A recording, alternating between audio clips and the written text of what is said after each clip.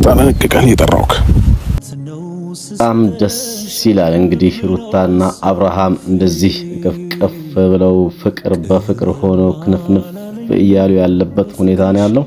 እንግዲህ አቤል ዛሬ ማስጠንቀቂያ ተነግሮታል። ሁለተኛ ሩታ ጋር ተደርስና ነግሬሃለሁ፣ እስካሁን ድረስ ሩታን እየመጣ የጨቀጨካትም ተገቢ ያልሆነ ነገር ነው። ስለዚህ ከዛሬ ጀምሮ ለአንዴና ለመጨረሻ ጊዜ ድርሽ እንዳትል ጭምር አስጠንቅቄያለሁ። ምን ያህል እንግዲህ እንደተነፋፈቁ ያው ሰላምታቸውን ደግመውታል።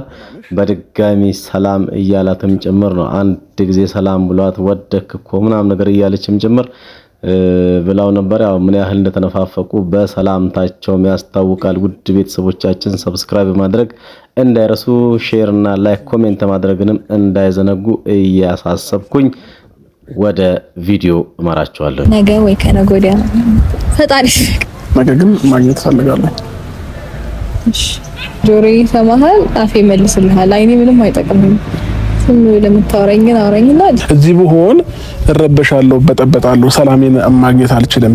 እዛ ግን ሰላሜን አገኛለሁኝ ምናምን ነው እያልሽኝ የነበረው ማለት ነው። አልገባኝም። አንተ ይሄን ነገር እስከዛሬ ድረስ ማድረግ አቅቶ አልነበረም። ዛሬ እኔ ለሜዲሲን ነው የምታደርገው። ይቅርታቻው እየጠራው የማስጠነቅቅህ ደግሞ ምንድነው ከዚህ በኋላ በምንም አይነት መንገድ ሩታ አጠገብ እንድትደርስም አልፈልግም። በምንም አይነት መንገድ ሩታ እንዳትናገራት ከዚህ በኋላ እኔ አጠገብ እንድደርስ አልፈልግም። እሷ አጠገብ ያልደረሰም ማለት ግን የኔ ሐሳብ ይቀየራል ማለት አይደለም።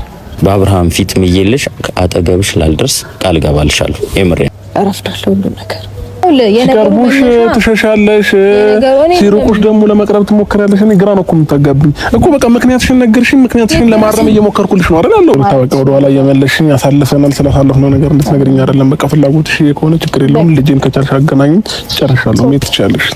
አመሰግናለሁ። የኔም ሐሳብ ይሄ ነው። አንተ ሌላ ነገር ለመፍጠር ከዚህ በኋላ ታዲያ